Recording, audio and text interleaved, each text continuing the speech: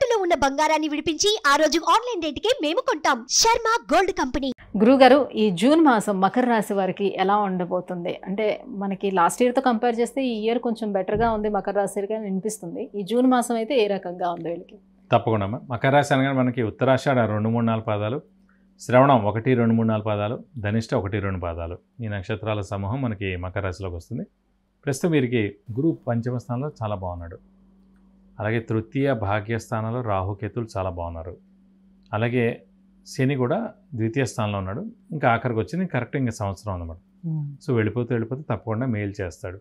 ఈ ఏడాది ఎందుకు ఖచ్చితంగా మేలు చేస్తాడంటే మన గురుబలం కూడా పరిపూర్ణంగా ఉంది కాబట్టి. సో ఖచ్చితంగా మనకి పంచమ స్థానంలో గురువు ఉన్నందుకు 100% గురుబలం పరిపూర్ణంగా ఉంది. ఏలినాటి శని వెళ్ళిపోతే కూడా మేలు చేస్తాడు.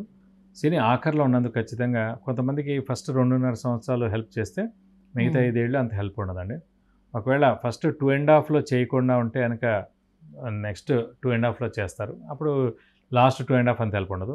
ఫస్ట్ సెకండ్ 2 ఫేజ్లో హెల్ప్ చేయకపోతే కూడా ఖచ్చితంగా లాస్ట్ ఫేజ్లో హెల్ప్ ఉంటుంది. ఆఖరి సంవత్సరం కాబట్టి ఖచ్చితంగా మేలే ఉంటుంది.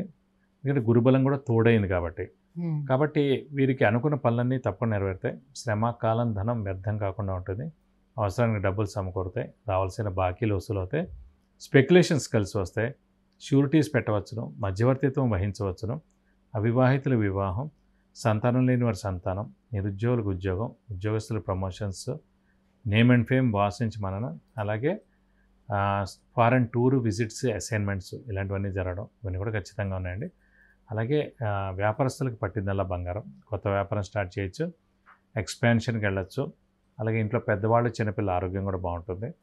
అలాగే ఏలినాటి శని నడుస్తుంది కూడా కాబట్టి ఇల్లు మార్పు కానీ, ఉద్యోగ మార్పు కానీ, స్థానచలనం, లేదంటే కొత్తగా జాబ్లో మారడం, అంటే వేరే ఊరు ట్రాన్స్ఫర్ అవ్వడం ఇలాంటివి కూడా జరిగేందుకు అవకాశం ఉంది.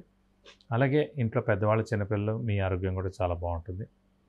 ఇది కాకుండా పంచమ స్థానంలో గురువు ఉన్నందుకు, పంచమ స్థానం అంటే సంతాన స్థానం కాబట్టి మీకు ఆల్రెడీ సంతానం ఉంటే కనుక ఆ సంతానం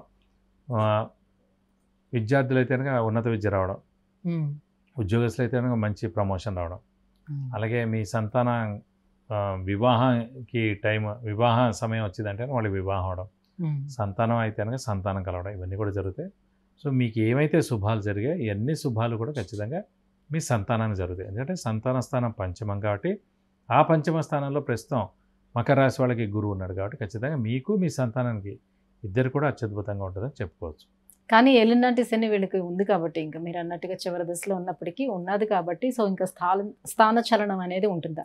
గురుబలం కూడా బాగుంది కాబట్టి, సో మంచి ఉద్యోగం వచ్చి స్థాన చలనం అట్లా ఉంటుంది అదనమాట. ఇప్పుడు ఏలినాటి శని నడుస్తున్న ఆఖరిలో ఉంది కాబట్టి, ఇంకొక ఏడాది ఉంది కాబట్టి గురుబలం బాగా తోడైంది కాబట్టి ఇప్పుడు వస్తే స్థాన చలనం ప్రమోషన్ మీద ట్రాన్స్ఫర్ అవడం, మంచి ప్రమోషన్ వచ్చి ట్రాన్స్ఫర్ అవడం. సో ప్రమోషన్ వచ్చినప్పుడు శాలరీ హైక్ ఉంటుంది. అలాగే మనకి డెసిగ్నేషన్ పెరుగుతుంది కాబట్టి ఖచ్చితంగా ప్రమోషన్స్ వస్తే ఇది యూటిలైజ్ చేసుకోవాలి. ఆనందంగానే వెళ్తారు వాళ్ళు జాబ్కి. అంటే కొత్త జాబే రావడం, వేరే చోట పెద్ద శాలరీ హైక్, పెద్ద డెసిగ్నేషన్ తోటి. సో అలాగా స్థానచలనం అంటే ఇల్లు మార్పైనా ఉండొచ్చు, ఉద్యోగ మార్పైనా ఉండొచ్చు, ఇలా ట్రాన్స్ఫర్ అయినా అవ్వచ్చు. సో ఇవన్నీ కూడా మేలు గురించి అవుతాయి తప్ప చెడు గురించి ఏం కాదండి.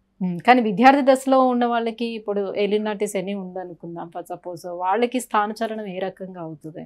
అంటే వారికంటే ఉన్నత విద్య, ఉన్నత సీటు, మంచి ర్యాంకు, మంచి అడ్మిషన్, మంచి యూనివర్సిటీ వచ్చింది అనుకోండి, వాళ్ళకి స్థానచలనం అలా అవ్వచ్చు కదా.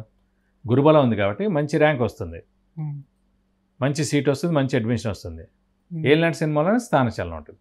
సో స్థానచలనంతో మంచి ర్యాంక్, అడ్మిషన్, సీటు వచ్చి వేరే ఊరు కానీ, వేరే డిస్ట్రిక్ట్ కానీ, వేరే స్టేట్ కానీ, అంటే ఫారెన్ వెళ్ళి చదువుకునేందుకు అవకాశాలు ఎక్కువగా ఉన్నాయి విద్యార్థులకి.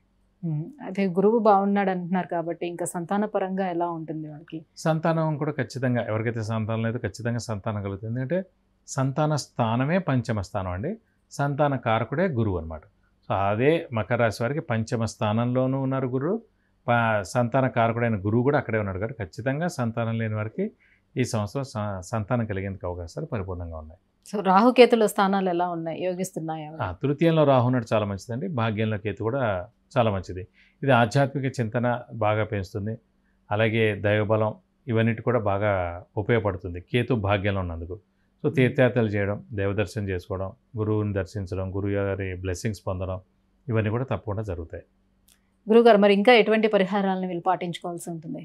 వీరికి మటుకు ప్రస్తుతం ఏలినాటి శని ఎఫెక్టే ఉంది కాబట్టి, ఇంకా ఏడాది ఉంది కాబట్టి ప్రస్తుతం ప్రతి శనివారం ఉపవాసం ఉండడం, అలాగే ఒక శనివారం రోజు రక్తదానం చేయడం, అలాగే వీలైతే కనుక ఆంజనేయ స్వామిని అలాగే శివుణ్ణి ఎక్కువగా ఆరాధించడం, వాటి అష్టోత్తరం చదువుకోవడం, అర్చన అభిషేకం చేస్తే కనుక అన్ని విధాలా మంచి చేకూరుతుంది. గురుగారు, మకర రాశి వారికి ఈ జూన్ మాసం అంతా ఎలా ఉండిపోతుంది, ఎలాంటి పరిహారాలని పాటించుకుంటే ఇంకా లాభదాయకంగా ఉంటుంది, ఈ విషయాన్ని తెలియజేసినందుకు ధన్యవాదాలు. నమస్కారం. చూశారు కదండి, విద్య, ఉద్యోగం, ఆరోగ్యం, ఐశ్వర్యం, వాహనం, వివాహం, విదేశీయానం, గృహం, వీటన్నిటి గురించి తెలుసుకోవాలంటే కింద స్క్రోల్ అవుతున్నటువంటి నెంబర్కి కాల్ చేసి గురువుగారి అపాయింట్మెంట్ను పొందవచ్చు. సుమన్ టీవీలో మీ పర్సనల్ అండ్ బిజినెస్ ప్రమోషన్స్ కోసం కింది నెంబర్కి కాంటాక్ట్ చేయండి.